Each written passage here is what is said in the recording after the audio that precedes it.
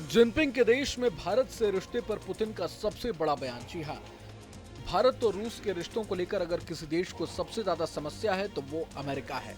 इस बीच परिस्थितियां कुछ इस तरह से बनी हुई हैं कि चीन, भारत और रूस मिलकर पूरी दुनिया की सुर्खियां बटोर रहे हैं। चीन में एससीओ की मीटिंग के बाद भारत और रूस दोनों देशों के बीच द्विपक्षीय वार्ता भी हुई, जिसमें दोनों देशों ने एक दूसरे के साथ ऐतिहासिक संबंधों का हवाला देते हुए कहा कि दोनों देशों के बीच बहुमुखी सहयोग रहा है। वे इस सहयोग को आगे और भी बढ़ाना चाहते हैं।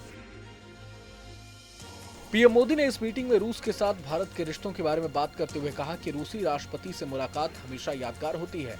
उन्होंने कहा कि भारत उनका इंतजार कर रहा है। दिसंबर में व्लादिमीर पुतिन की भारत यात्रा होने वाली है। भारत और रूस के बीच सहयोग समृद्धि के रास्ते पर हमेशा आगे बढ़ते हैं। उन्होंने रूस को भारत के गाढ़े वक्त का साथी भी कहा। खास बात तो यह है कि पीएम मोदी के साथ जब रूसी राष्ट्रपति की द्विपक्षीय वार्ता हुई तो दोनों ही राष्ट्रीय अध्यक्ष अपने ट्रांसलेटर के साथ बैठे थे। हालांकि उनके बीच के संकेत और मुस्कुराहट बता रही थी कि माहौल में कितनी अनौपचारिकता थी। खासतौर पर जब व्लादिमीर पुतिन ने अपनी बात शुरू की तो पहले ही उन्होंने कहा कि भारत और रूस के बीच का रिश्ता किसी राजनीतिक ग्राउंड पर नहीं बल्कि विश्वास पर टिका है। उन्होंने दोनों देशों के ऐतिहासिक संबंधों का जिक्र करते हुए कहा कि वे इसे और आगे ले जाने के लिए उत्सुक हैं। उनकी ओर से दिया गया बयान ये बताने के लिए काफी है कि अमेरिका के टैरिफ कार्ड के बाद भी दोनों देश एक दूसरे के करीबी सहयोगी बने हुए हैं।